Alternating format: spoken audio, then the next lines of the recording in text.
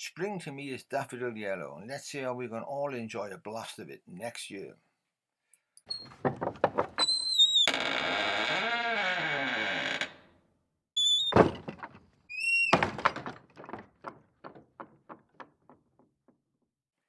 Even without a garden, you can get a large display of daffodils by simply cramming as many as you can into a pot.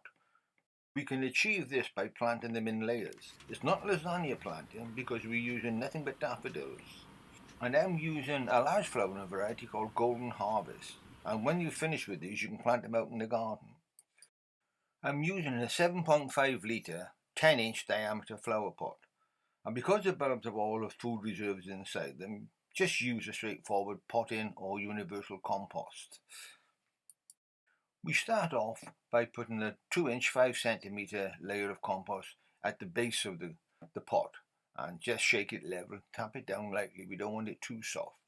And then the next stage is to begin to plant it up with the first layer of bulbs. Now we have 30 and I'm going to plant it in one layer of 11, second layer of 11 and a top layer of 8. So space them gently round so they're not so close that they're touching, but try and get them as close as possible around the rim of the pot. And it sometimes helps, if you can remember it, to put the flat side of the bulb up against the side of the pot. It just gives it a little bit more space. So here we are, gently pushing them in.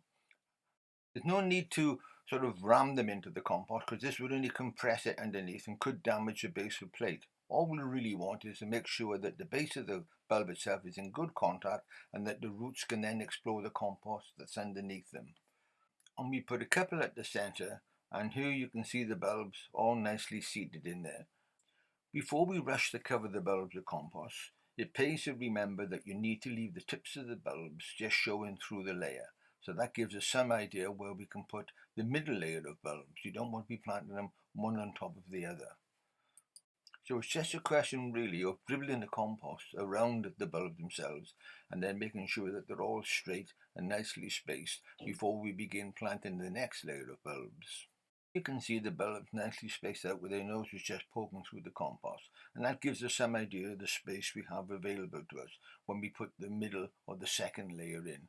And we just need to just tuck them in between. As I say, we really are beginning to cram them now as the further up the pot we go.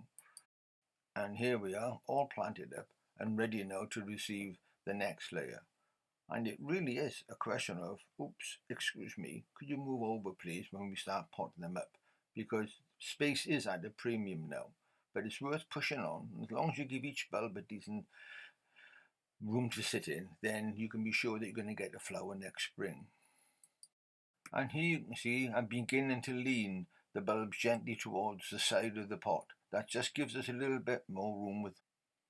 And all we're looking to do is to make sure that the base of the bulb, same as before, is in contact with the compost and it will grow down. And you can see it does work out. You just have a little bit like a jigsaw really. You just have to try and get them in as best you can. But they will all fit, I'll guarantee you that.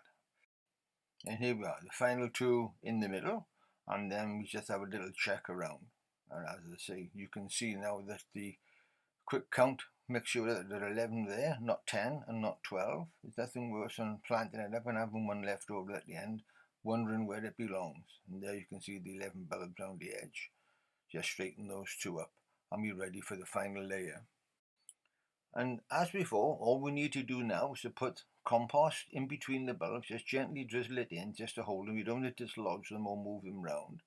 And it's all looking a little bit tighter now, but I guarantee we'll get the final 8 in. And I think it's worth mentioning here that we are not forcing these bulbs. They will be stood outside and left to the worst of the winter weather. The only thing we have to do is to stop the compost getting over wet in the winter rain. So it's worth having some sort of arrangement where you can put them close against a building where the rain doesn't fall too heavily, but that's the only thing. And here we are now moving on to the final layer. So here goes. And we're very, very near the top. And I know it doesn't seem as if you can get 8 bulbs in there, but it's surprising how determined you can be when you're a gardener. So keep going. Don't panic and don't just try and squeeze them in for the sake of it, or as you would sometimes with when you're sowing seeds, you just empty them in a big lump just to make sure that you use them all up. But what you're looking for is just enough room so that the bulb can get an anchor, can grow, and it'll put the show on for you next year. This probably is the most fiddly stage, and you're propping them in and the bulbs won't sit where you want them to go, and you just have to sort of ease them around. But it will. And as I say, most of these will end up in the middle of the pot, and then the other bulbs will come up round the side, and hopefully that'll give us our cluster next year. And now they're all in, and it's time once again to cover them, but this time we can cover them completely right up to the brim. As I've already mentioned, these bulbs are not being forced or going to be grown indoors, so you don't need to keep them in a greenhouse or anything like that over winter time. Just keep the pot from being waterlogged. That's the most important thing. The compost that we've used is a bit on the dry side and it's very loose, so when you put it outside and allow it to settle, you may find you need to top it up a little bit more, but that's the only job you have now between now and next spring. And of course, don't forget to put the label in, because if you grow in more than one pot, you're sure to forget which ones are where.